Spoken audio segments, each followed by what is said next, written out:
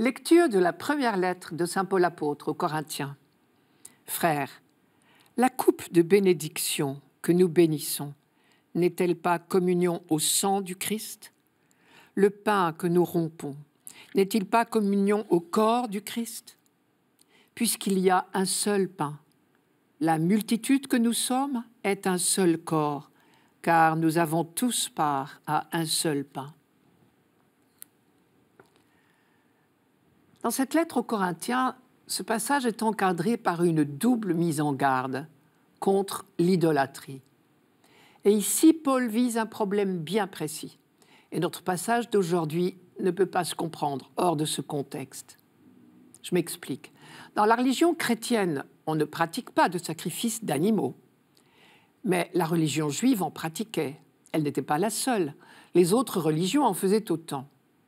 Et dans toutes les religions, que ce soit la religion juive ou une autre, le sacrifice était souvent suivi d'un repas qui avait lieu dans le temple même et au cours duquel on mangeait l'animal sacrifié, dans l'intention d'entrer en communion avec la divinité. Et donc, parmi les Corinthiens fraîchement convertis au christianisme, il y avait des gens qui, jusqu'à leur conversion, avaient participé au sacrifice d'animaux de la religion grecque et aux repas qui suivaient ces cérémonies. Il semble bien, d'après le contexte de notre lettre, que certains d'entre eux avaient encore la tentation de continuer à participer à ces repas dans les temples des idoles. Et là, Paul est très ferme, il faut choisir, ou entrer en communion avec le Dieu vivant, ou rechercher une autre communion.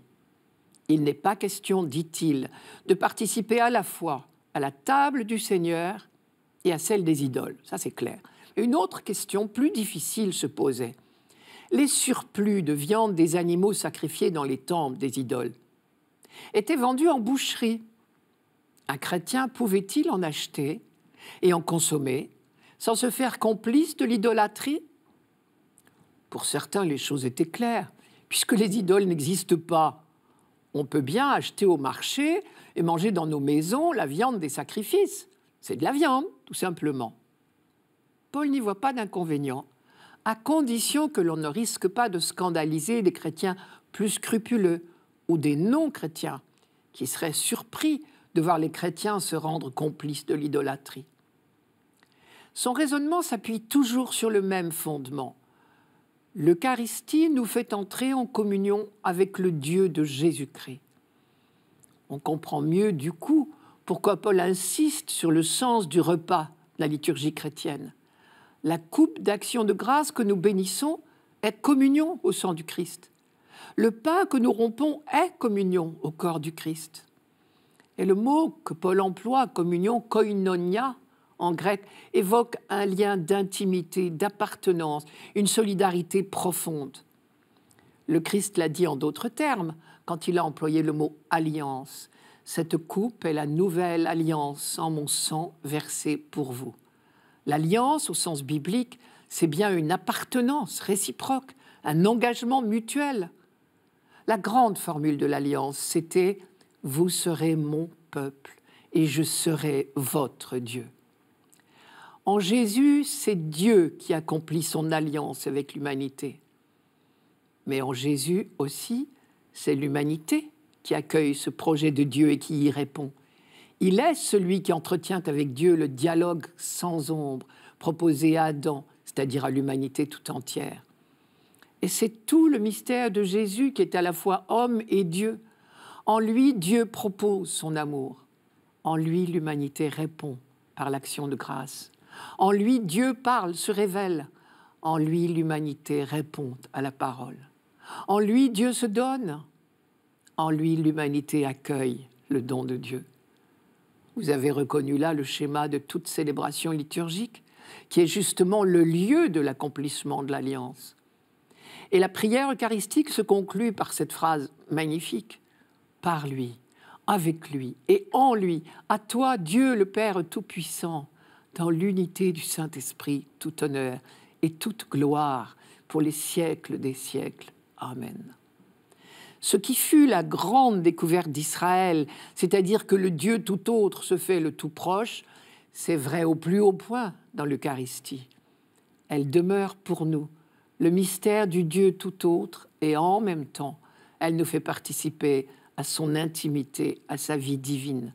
Ce n'est pas l'homme qui atteint Dieu, mais c'est Dieu qui se fait proche.